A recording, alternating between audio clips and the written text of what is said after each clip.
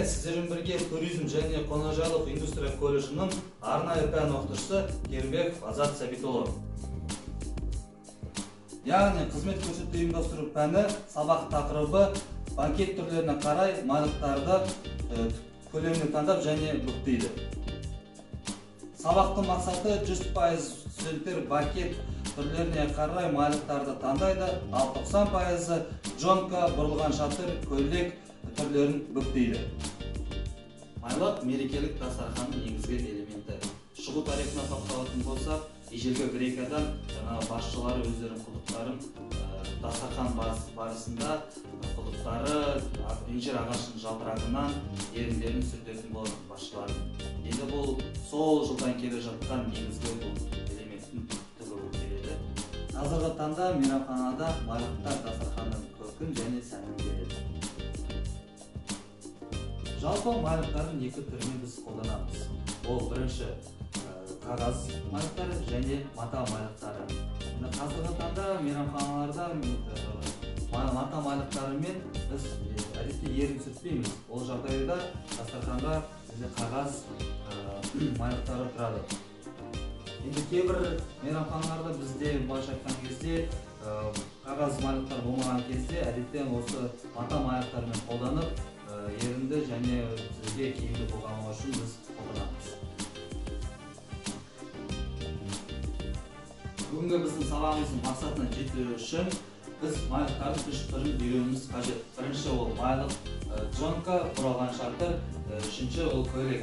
Енді сіздерге жаңағы үй тапсырма кезінде білім платформасына сіздерге презентацияны жүктеймін. Және бұл презентацияда әр майлықтардың түрлерінде гиперссылка орналасқан. Бұл гиперссылкада жаңағы бейне роликтері бар. Соған қарап сіздер үйде тағы да қайталасаңыздар болады.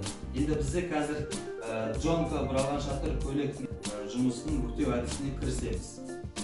Майлықтар негізі көлемінде 60-50, 50-50, 25-25 келеді. Мысалы таңғы аста біз майлықтарды 25-25 қолданамыз. Ал мейрамханада үлкен тойларда майлықтар көлеміне 50-50 немесе 60-60 көлеммен майлықтарды бүктейміз. Енді майлық негізі ол гигиенаның заты. Сондықтан даяшының міндетінше аз ұстауы керек. Енді бірінші біз майлықты джонка түрін үйренеміз.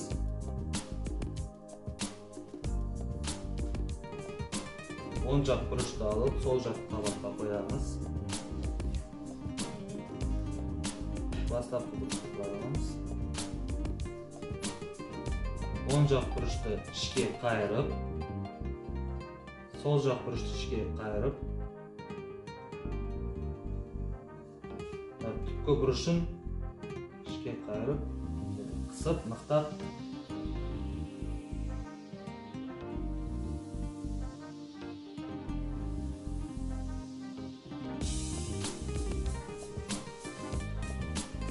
майлықтың бірінші түрі джонканы жасадық.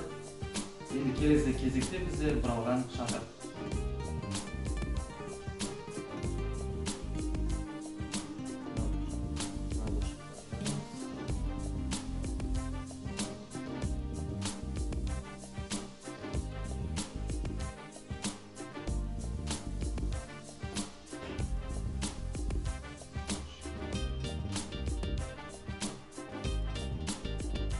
Қаратып,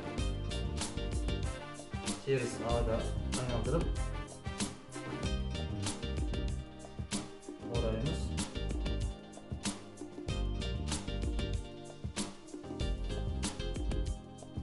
Ал енді кезекте бізде үшінші ол көйлек әдісі.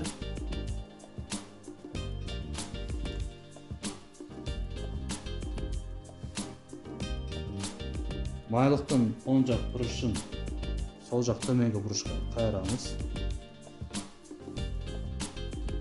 Жоғары жақты бір қатар қайырып,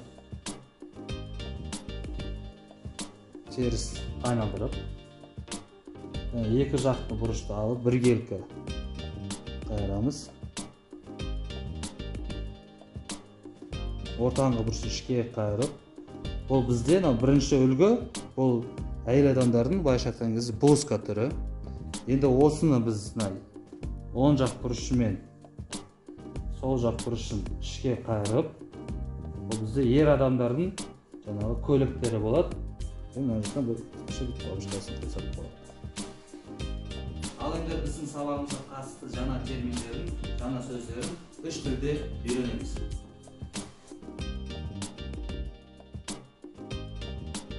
Даяшы, официант, waiter. Даяшы, официант, waiter. Мата, ткань, clothes. Мата, ткань, clothes. Қағаз, бумага, paper. Қағаз, бумага, paper. Майлық, салфетка, napkin. Майлық, салфетка, napkin. Бүктеу, складывание, fold. Бүктеу, складывание, fold. Түрлері, виды, kinds. Түрлері, виды, kinds. Енді біздің сабағымыз қорыта келсек, сіздерге үй жұмысы білім платформасына жаңа сөздерді ағылшын тілінде сөйлеу құрайсыздар, және майлықтарға үш түрін жаңағы бейнероликтер түсіресіздер. Назар аударғандарыңызға рахмет. Егер сабақ бойынша сұрақтарыңыз болса, менің электрондық поштама және WhatsApp номеріма жазсаңыздар болады.